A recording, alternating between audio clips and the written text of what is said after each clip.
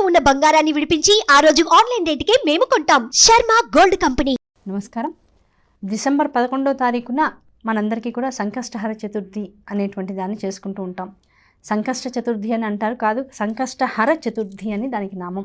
దాన్ని జాగ్రత్తగా పరిశీలిస్తే మనకున్నటువంటి సంకటాలు, మనకున్నటువంటి ఇబ్బందులు, ఏ పని మొదలెట్టినా ఆగిపోయేటువంటి రకరకాల మూలకాలు, వీటన్నింటి నుంచి బయటపడాలి, ఒక పని సవ్యంగా జరగాలి, లేకపోతే మనకు అనుకున్నటువంటి సంకల్పము అది నెరవేరాలి, దాంతోపాటు మన పిల్లలు వృద్ధిలోకి రావాలి, మన పిల్లల్ని అడ్డుకుంటున్నటువంటి నిద్ర, దాంతోపాటు బద్ధకము, ఇలాంటివన్నీ కూడా పిల్లల్ని వదిలేసి దూరంగా వెళ్ళిపోవాలి, లేకపోతే ఇల్లు ఎప్పుడు కూడా యాక్టివ్గా ఉండాలి, ఇంట్లో మనుషులు ఎవరికి వాళ్ళుగా ఉంటున్నారు, అందరం కలిసి ఉండేటువంటి ఏర్పాటు జరగాలి. ఇలాంటి ఇబ్బందులు ఉన్నటువంటి వాళ్ళందరూ కూడా సంకష్టహర చతుర్థి ప్రతి మాసంలోనూ వచ్చేటువంటి బహుళ చవితి రోజున తప్పనిసరిగా ఆచరించవలసినటువంటి నియమం, ఒక వ్రతం. ఇవాళ రోజున తెల్లవారుజామున లేచి పగలంతా కూడా ఉపవాసం ఉండాలి.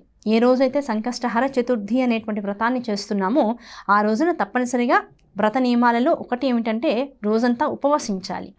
సాయంకాలం మళ్ళీ ప్రదోషకాల సమయంలో పెట్టుకునేటువంటి దీపారాధన తర్వాత మొత్తం వ్రతానికి కావాల్సినటువంటి ఏర్పాట్లని ముందుగానే చేసుకుని వ్రతాన్ని మనం వినాయక చవితి ఎలాగైతే చేసుకుంటూ ఉంటామో అటువంటి కథ, అలాంటి కథ కాకపోయినా మనకి సంకష్టహర చతుర్థి సంబంధమైనటువంటి కథ ఉంటుంది.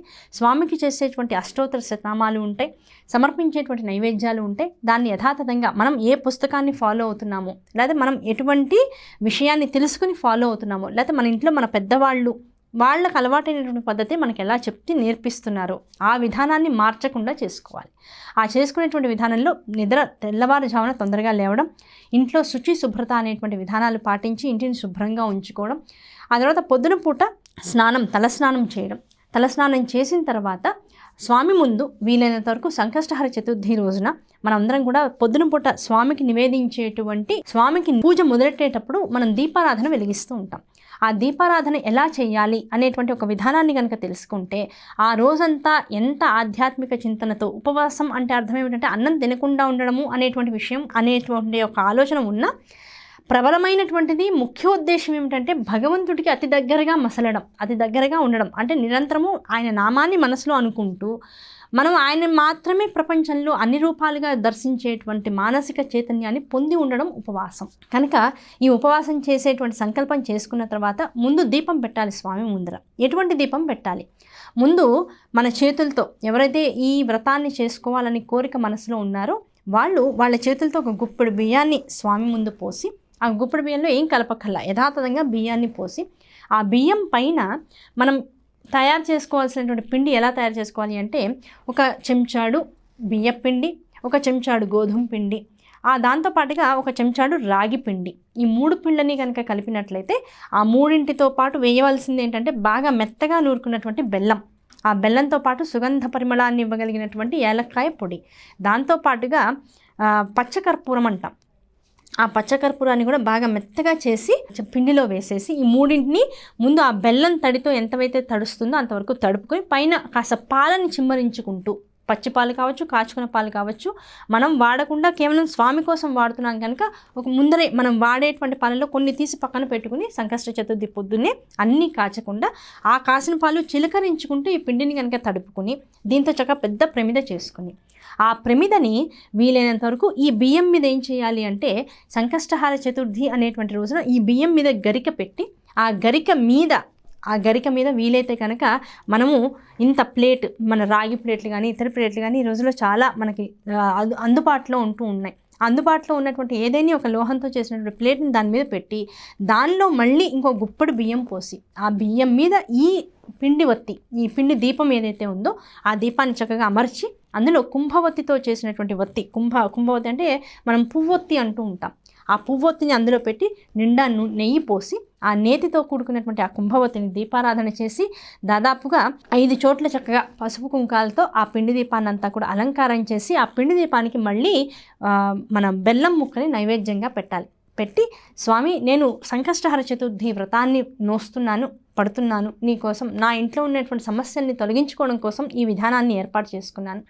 ఇవాల్టి నుంచి ప్రతి బహుళ చవితి రోజు నేను చేసేటువంటి ఈ వ్రతం వల్ల నాకున్నటువంటి ఇబ్బందులన్నీ తొలగిపోయేటువంటి అనుగ్రహాన్ని నువ్వు కలిగించు అని స్వామికి నమస్కారం చేసుకుని రకరకాల స్తోత్రాలు ఉంటాయి, నామాలు ఉంటాయి. అటువంటి నామాలతో ఉదయకాల పూజ కూడా తప్పనిసరిగా చేసి తీరాలి.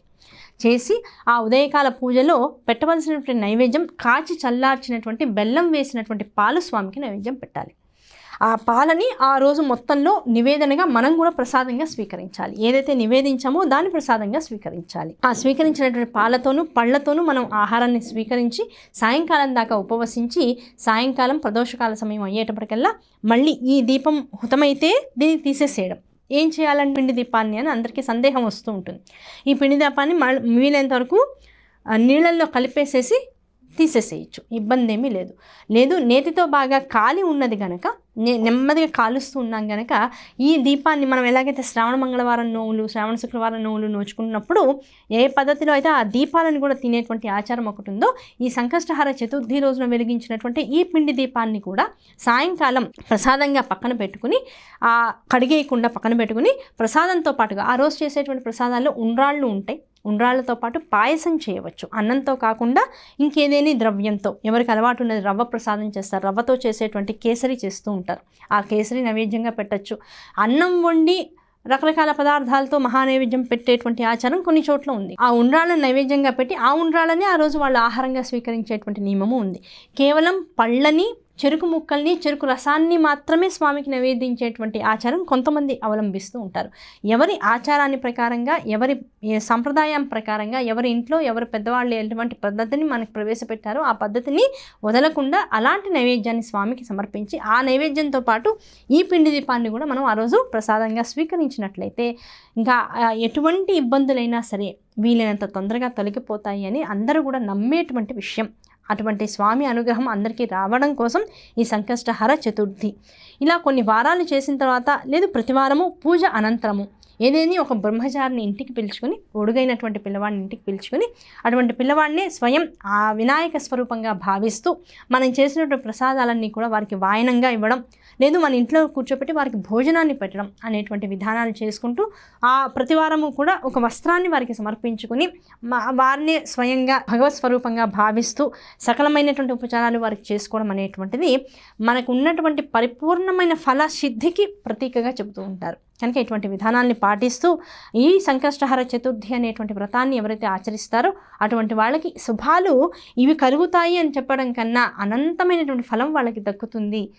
జగత్తులో ఉండేటువంటి శాశ్వత సుఖ ఆపేక్ష అనేటువంటిది వారిలో సిద్ధిస్తుంది అనేటువంటిది విశేషంగా చెప్తూ ఉండొచ్చు. కనుక ఈ వ్రతాన్ని అందరూ చేసుకుని దానికి కావలసినటువంటి పదార్థాలని, ద్రవ్యాల్ని ముందే ఏర్పాటు చేసుకుని సరైనటువంటి మానసిక శారీరక స్థితిగతులతో స్వామి అనుగ్రహానికి పాత్రలు అవ్వాలని కోరుకుంటూ స్వస్తి.